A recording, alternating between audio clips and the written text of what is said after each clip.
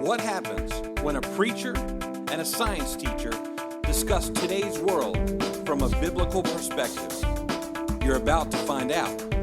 This is Beaker and Pulpit Podcast. But you see, when you talk about a Christian worldview, how are we supposed to view such non-logical, goofy thoughts like this coming from the higher-ups? How are we really supposed to view this? And you know, the interesting thing is, the first thing that popped in my mind is Jesus. He's in the Garden of Gethsemane, and he's going, Lord, remove this cup from me. I know what's going to happen. I don't want to do it. Yeah. But he says, not my will, but your will. And I think ultimately we as Christians, because it's not breaking any laws, it's not breaking any rules, it's not going against any biblical beliefs at all, guess what we got to do?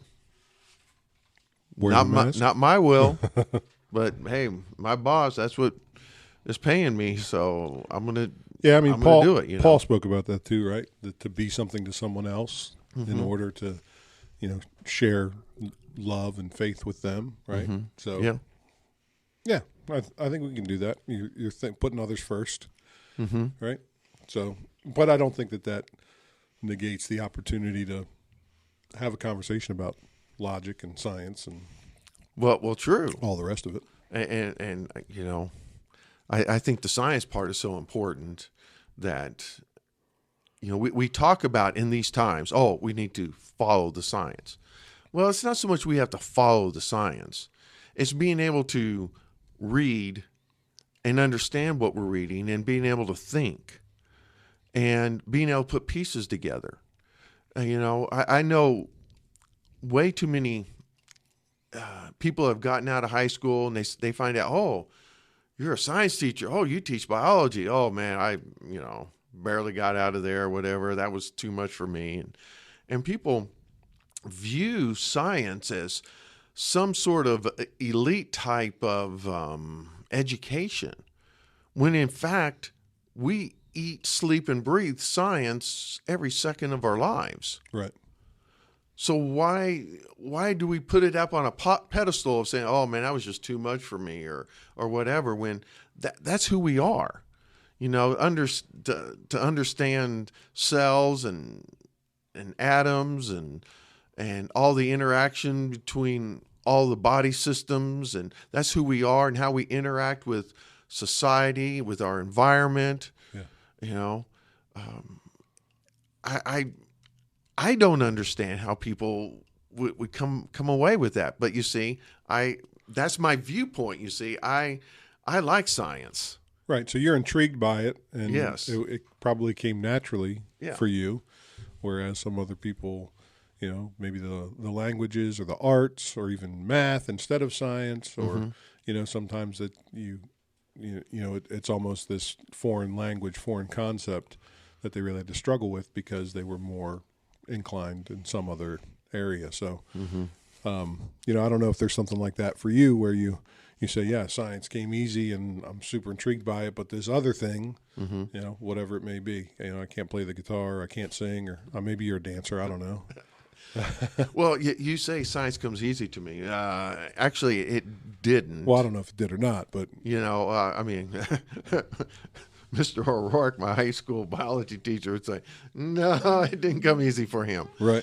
But I think over time, as I grew and matured, and my interest were into, I was intrigued, and I really like biomes and plants and animals.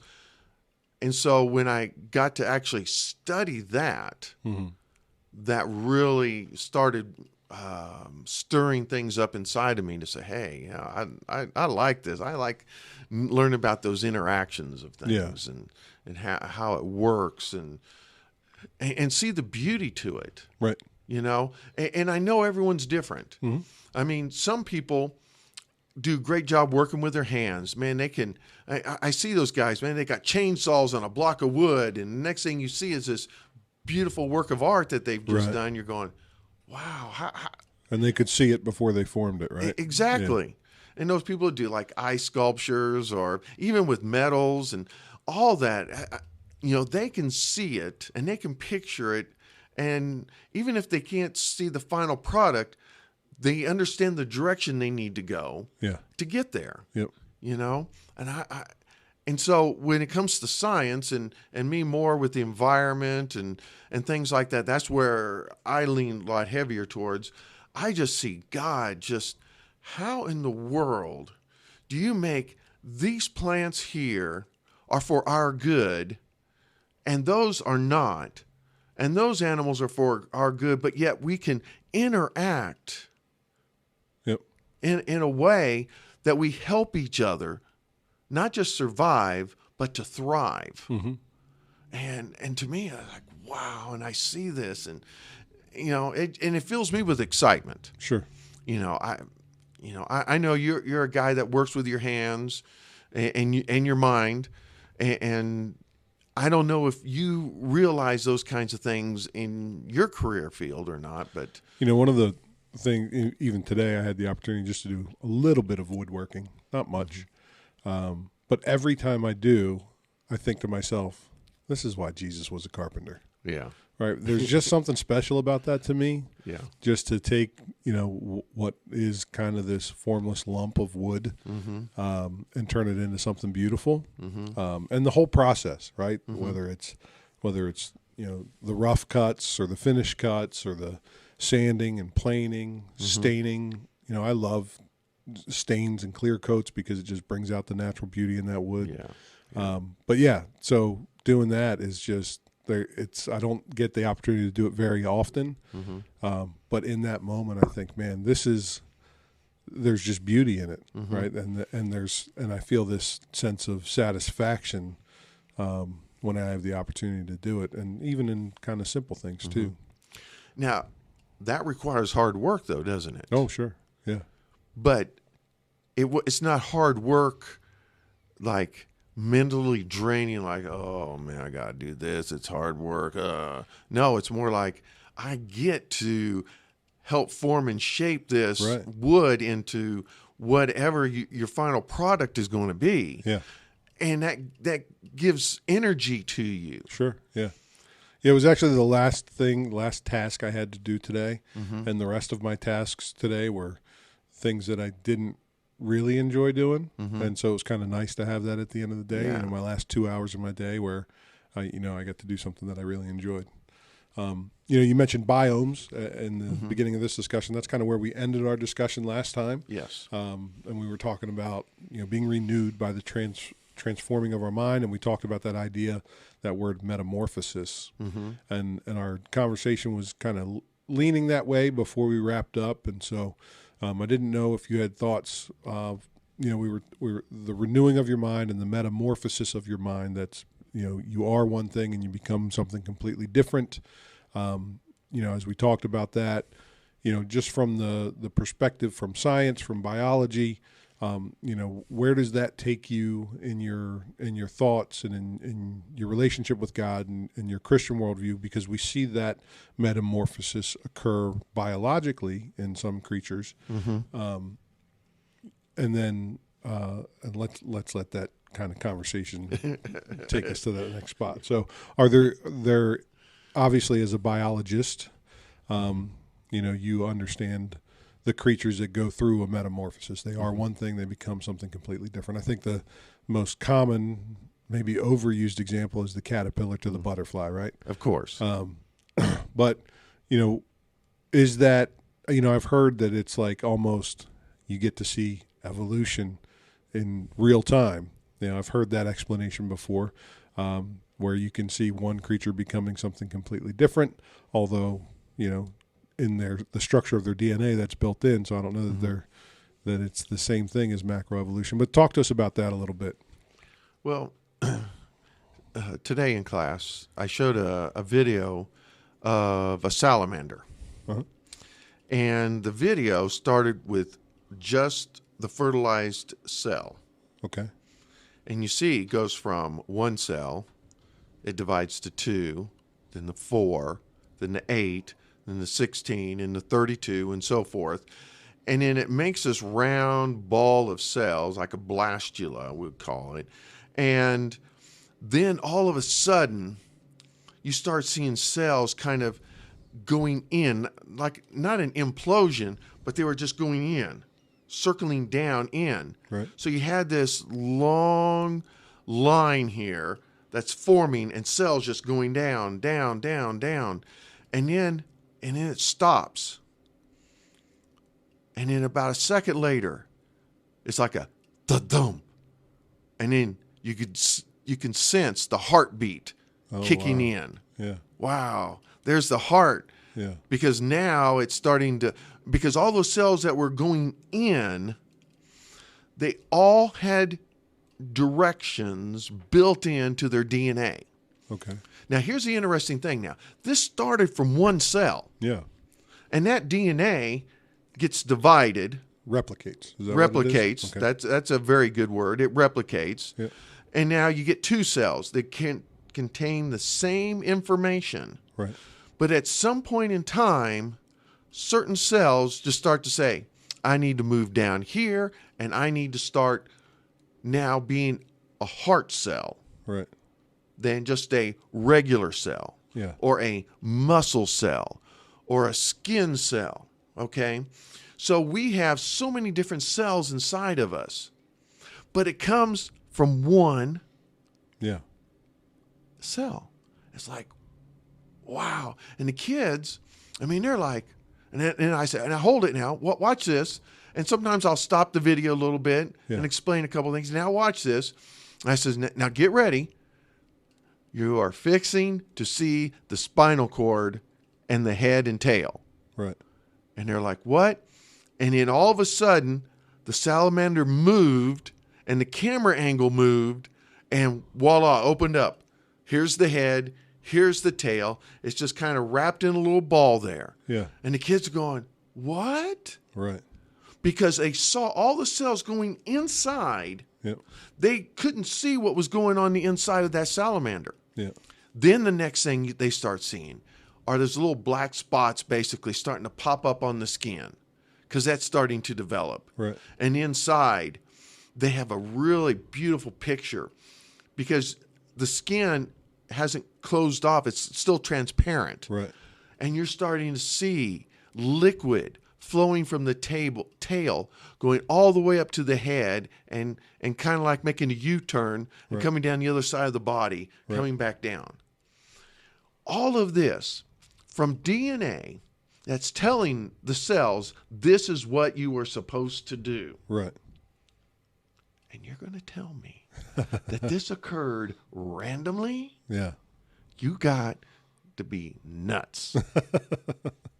But that's, for most people, that's what they've been taught. That's what they've heard. That's what they accept, that it's possible for that to have happened that way. One of the things you said, and it was going to be either a topic I brought up, later in this episode or perhaps in the next, but I'll say it now. So you said, one of the experiences in that video was this pop. There's this explosion almost of, the cells identifying, what their next function is. And one thing I was reading, so this is kind of going from that micro level of watching a single cell develop to a macro idea, the Cambrian explosion. And I was reading an article about the Cambrian explosion, and so, and you'll have to correct me, right, because you're probably more well versed in this than I am, but we've got these different periods that are listed scientifically in the geological record that identify, what biological organisms existed at that time. So Jurassic period, so on and so forth. The Cambrian explosion is best described to a novice as myself as an unexplainable explosion of a variety of life forms that kind of defies the reasoning of the time it takes for organisms to evolve according to natural processes. Does that sound about right? Yeah. So where does that line up in your biblical worldview, this Cambrian explosion? So science says that there's a sudden explosion of a variety of life. How do we have that conversation with someone who goes, yeah, that just happened, we can't really explain it? And then how does that line up with what you know because of your faith? Well, I think as you read through Genesis chapter 1, was it day 3, day 4, when he starts creating fish and animals that are in the ocean. Right. And they were teeming. They use this word teeming, Right. which means there is an overabundance. I mean, there's a lot of them. Mm-hmm. Well, God creates it, and they're there. Yep. Birds, creates them, and they're there. Okay? Well, that's an explosion. Right. Then after that, he created animals. Yep. I mean, we get this idea sometimes that, okay, yeah, God created the animals like, okay, he made one cow here, and he must have made a female and a male cow, and that's it, and we're good. Right. And then he over here, he made a male and female pig, and a male and female giraffe, and a male eagle and a female eagle. I mean, our minds aren't grasping, and a little explosion. Right. When you think of an explosion, and you're seeing all sorts of material, It's a massive event. Yes. Right. There's an explosion. There's stuff flying all over the place because there's a lot of it. Yeah. Right. Yep. That's what's happening here. And that's how you explain it. Now you're going to say, well, is the Cambrian period, is that the time that God created it? Well, man has created the periods. Right. Based upon his idea of when this happened. Essentially, a guess on the fossil record, right? Yes. Yeah. I mean, they do carbon-12 dating and things like that. So they're saying, okay, based upon this, and if carbon-12 dating is accurate, which we don't know, Yeah. we're gonna step out in faith to believe that this must be right, because this way they don't have to explain that God's in the picture. Right. Okay. But that takes and I've heard this said by a lot of people, that it takes more faith to believe in evolution than it does to believe in God. Okay. Well, that's what they have to believe, that all this is happening. Yeah, and I think either way, that's part of the common ground that I try to find with someone that believes differently than I do when we have a conversation is we both have faith. Mm-hmm. Right? My faith is in the eternal existence of a creator. Mm-hmm. Your faith is in the eternal existence of some substance and electricity, or whatever it is. But where did it come from? And I, I've shared this thought too. It's kind of like the 2 or 3 year old child that says, "But why? But why? But why?" I know. Right? It's the same questions that we ask. Well, if that was the first thing that was here, where did it come from? And where did that come from? And where did the thing that preceded it come from? And so we all have a faith, and regardless of what we believe started it all, we all have a faith that something has been here since forever. And so I'd like to find that common ground and then say, okay, so what's the thing that you think has been here since forever, and what's the thing that I think has been here since forever, and we can have that conversation. But I think it's both faith, and certainly, modern Western science tries to eliminate the whole concept of faith, right? That it's science alone, but eventually we get to that point where we have to agree that there was something here forever. There's something that was eternal. Exactly. So what does the person that's not of a biblical mindset understand about the Cambrian explosion? So the science tells us what? There's these periods where there's this slow and incremental development of life according to natural processes, but there's something different about the Cambrian explosion. What is?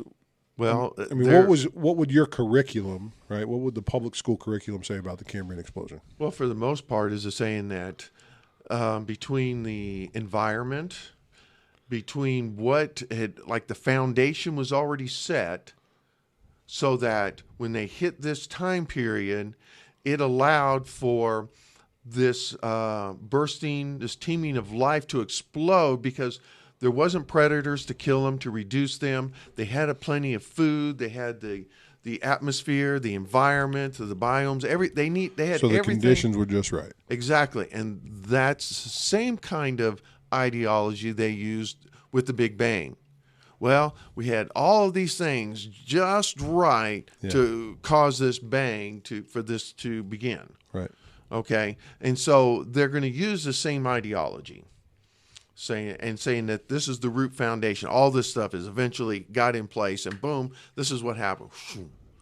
Now, at the same time, you also have the Jurassic period. Yeah. Right, and then at the end of the Jurassic period, guess what? Where'd all the dinosaurs go? Right. Yeah. Oh, okay, and so. You can ask me the question then is well, my understanding of the Bible, where would have all the dinosaurs go? Because I do agree there were dinosaurs on this earth, okay, and they were walking on this earth, but it was all prior to Noah, and we know what happened there. They were not part of the group that got on the ark for whatever reason. And so it makes sense that we find those fossils, because to create a fossil, you have to have extreme pressure, and the highest levels of pressure on our planet are in the depths of the ocean, right? And with that, we see a lot of dinosaurs are curled up, because what happens is when they know they can't go any higher, there's nowhere else to go, then they give up. So they just lay down, curl up, and the waters just rose over them. And then it got deeper and deeper, the pressure. And then also on top of that, we had soil now being dumped on top of them. Right, the sediment, which is that, actually what increases pressure. Pressure, yes. Right. And so that pushes down on it. That's where, and people said, well, they'll ask me about the oil deposits then, right? Well, we had all these trees, right? We had these great forests. Well, now the flood came, and then see the deeps, the fountains of the deeps opened up. So you're having pressure coming up, pressure coming down. So it wiped out these trees, knocked them over, and some of them just got flat out buried in mud and sediment because there was a reshaping of our earth. Right. Okay, and now that caused that sediment on top of those coniferous woods. Now it puts the pressure. Now we have diamonds, now coal and oil. Okay. Okay. And so, biblically speaking, we can't explain how these things worked, and we go back here to the scriptures and find evidence, and this is our evidence here that can cause it. Right. Okay. Now it's just up to the believer: is you going to believe this or not? Right. And one thing that I always tell my students, because I'll say things like this, and they'll look at me like, are you sure? I says, you know what? I don't ever want you to believe what I say. I want you to go home and research it yourself, and then you'll find out it's true. Then you'll come back and say, oh, yeah, Mr. Overman was right here. It's right there. I saw it. I did the research. Right. And that just confirms. And so now it's more likely that they're going to listen to what I have to say, right, and say, okay, yeah, he knows what he's talking about. And that's why we tell anybody who's listening, don't believe what I say. Right. You go back and research it, and you'll find it. Okay? And that's what we do even as Christians. We're talking science. Hey, go back, read Genesis 1. Right. Does it make sense with what you know about science? Exactly. Yeah. I went back, and my wife got me a brand new Bible over Christmas. It's called the Scriptures Bible. Yep. I really love it because it uses Yahweh and Yeshua in place of God and Lord and stuff like that. And I like that because to me, that's personalized. I don't just call it God. I like saying Yahweh. That's like His name. It's right. And anyhow. So I'm starting in Genesis chapter 1 again. So I'm going to read through here. Well, when it comes to Noah, he locked up Noah in the boat 7 days before the rain fell. Yeah. And then the rain fell. Noah was in that boat for almost 11 months by the time he got out. But because of this, everything's getting shaped and moved. Right. We have this idea that Noah must have lived in the Middle East. Guys, he was on a boat for 11 months floating. Right. You tell me, is that boat going to stay stationary there for 11 months? Actually, he was there more like 6 months before it hit ground. But even 6 months, when was the last time you put a boat out in the open water and it's just going to sit there? No. Currents are going to move it. Yeah. So I don't know where they originally started from, but we know where he landed at. Yeah. And we don't know the whole shape of the world prior to that. Maybe when some of this happening, the continents started splitting and moving far apart and things like that. Because all we know is just a great upheaval. I mean, the fountains of the deep open up, Yeah. and the heavens open up, and all this rain. Right. And when's the last time you watched a flood? It moves dirt. Oh, yeah. It moves sediment. It moves rocks. Anything in its path. That I've heard water, it said boom. that water's undefeated. Exactly. And it is. And so we don't know all the shape, but we know where it ended up. Yeah. Okay. And that's something that, to me, is like, wow, I hadn't noticed that before. Yeah. We don't know where they started, because sometimes, we have evidence of Jewish evidence all around this world that's pre everything. Sure. And we're going, how in the world did it get there? Yeah. Well, who knows? Could have been this. Right. Well, it's interesting what you said about having that conversation with your students. Don't just trust me. Go research it. Mm-hmm. It reminded me of Acts chapter 17 when Paul is with the Bereans. Yes. And the NIV says the Berean Jews were this is Acts 17:11. Berean Jews were of more noble character than those in Thessalonica, for they received the message with great eagerness and examined the scriptures every day to see if what Paul said was true. Man. New Living Translation says it this way, and the people of Berea were more open-minded. Mm-hmm. So it's interesting that the open-minded will hear the message and then they'll go, okay, let me go to the source material. Let me see if we can corroborate this. Let's see if this actually makes sense. And I think that's a good spot for us to encourage our listeners as we wrap up, is the idea that you can be open-minded and still test things against Scripture. Right? Open-minded doesn't mean I just accept everything that everybody has to say.